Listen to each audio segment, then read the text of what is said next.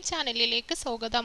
സംസ്ഥാനത്ത് റേഷൻ കാർഡുമായി ബന്ധപ്പെട്ട നിങ്ങൾ അറിഞ്ഞിരിക്കേണ്ട പ്രധാനപ്പെട്ട ചില കാര്യങ്ങളാണ് നിങ്ങളുമായി ഷെയർ ചെയ്യുന്നത്. ചാനൽ ആദ്യമായി കാണുന്നവരാണെങ്കിൽ സബ്സ്ക്രൈബ് ചെയ്യുക.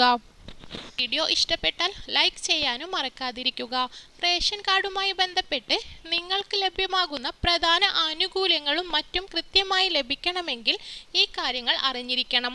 BPL കാർഡിന് അർഹതയുള്ള ഒട്ടനവധി ആളുകളാണ് APL കാർഡുകൾ ലഭിച്ച് അവർക്ക് അർഹതപ്പെട്ട ആനുകൂല്യങ്ങൾ ഒന്നും തന്നെ ലഭിക്കാതെ ബുദ്ധിമുട്ടുന്നത്.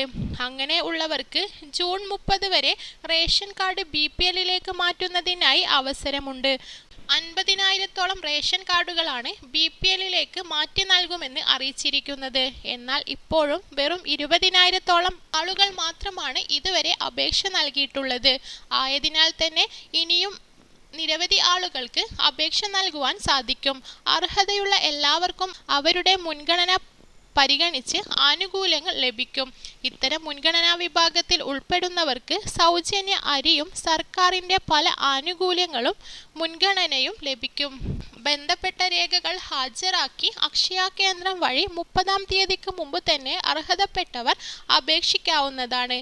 BPL അപേക്ഷ നൽകാൻ ആവശ്യമായ രേഖകൾ ആശ്രയ വിഭാഗത്തിൽപ്പെടുന്നവർക്ക് ഗ്രാമപഞ്ചായത്ത് CDS ചെയർപേഴ്സൺ നൽകുന്ന സാക്ഷ്യപത്രവും ഗുരുതര മാരക രോഗങ്ങൾ ഡയാലിസിസ് ഉൾപ്പെടെ ചികിത്സാ രേഖകളുടെ പകർപ്പും പട്ടികവർഗ വിഭാഗങ്ങൾക്ക് തഹസിൽദാർ നൽകുന്ന ജാതി സർട്ടിഫിക്കറ്റും വിധവ ഗൃഹനാഥയാണെങ്കിൽ വില്ലേജ് ഓഫീസർ നൽകുന്ന നോൺ റീമാരേജ് സർട്ടിഫിക്കറ്റും നിലവിലെ പെൻഷൻ രേഖയും ഹാജരാക്കാവുന്നതാണ്.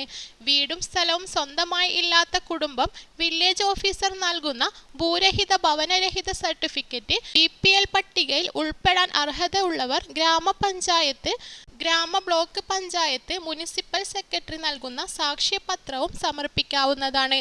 ഏതെങ്കിലും ഭവന പദ്ധതി പ്രകാരം വീട് ലഭിച്ചിട്ടുള്ളവർക്ക് വീട് നൽകിയ വകുപ്പിൽ നിന്നുള്ള സാക്ഷ്യപത്രവും ഹാജരാക്കാം. എല്ലാ അംഗങ്ങളുടെയും ആധാർ റേഷൻ കാർഡ് ലിങ്ക് ചെയ്തവരുടെ അപേക്ഷകളെ സ്വീകരിക്കുകയുള്ളൂ. അപേക്ഷ നൽകാൻ സാധിക്കാത്ത ആളുകൾ കാർഡിൽ ഏതെങ്കിലും അംഗം സർക്കാർ പൊതുമേഖലാ ജീവനക്കാരനോ ആദായ നികുതിദായകനോ സർവീസ് പെൻഷൻ വാങ്ങുന്നയാളോ 1000 ചതുരശ്ര മീറ്ററിൽ കൂടുതൽ വീട് വിസ്തീർണമുള്ളവരോ 4 ചക്രവാഹനമുള്ളവരോ ആണെങ്കിൽ അപേക്ഷ നൽകുവാൻ സാധിക്കില്ല. ജൂൺ മാസത്തിലെ റേഷൻ വിതരണം ഇപ്പോൾ നടന്നുകൊണ്ടിരിക്കുകയാണ്. ജൂൺ മാസം അവസാനമായതോടെ ഇനിയും റേഷൻ വിഹിതം കൈപ്പറ്റാത്തവരുണ്ടെങ്കിൽ ഉടൻ തന്നെ തങ്ങളുടെ വിഹിതം വാങ്ങേണ്ടതാണ്. അടുത്ത ദിവസങ്ങളിൽ റേഷൻ കടകളിൽ മണ്ണെണ്ണ വിതരണവും ഉണ്ടായിരിക്കും. നിങ്ങളുടെ റേഷൻ കടയിൽ ചെല്ലുന്ന സമയത്ത് അവരോട് അന്വേഷിച്ച് ഉണ്ടെങ്കിൽ നിങ്ങളുടെ വിഹിതം കൃത്യമായി വാങ്ങാവുന്നതാണ്. വൈദ്യുതീകരിക്കാത്ത വീടുകൾക്ക് മണ്ണെണ്ണയുടെ അളവിൽ കൂടുതൽ ഉണ്ടാവും. അതോടൊപ്പം തന്നെ സപ്ലൈകോയിൽ നിന്നും 12-ലധികം സബ്സിഡി സാധനങ്ങളും റേഷൻ കാർഡ് ഉള്ളവർക്ക് ലഭിക്കും.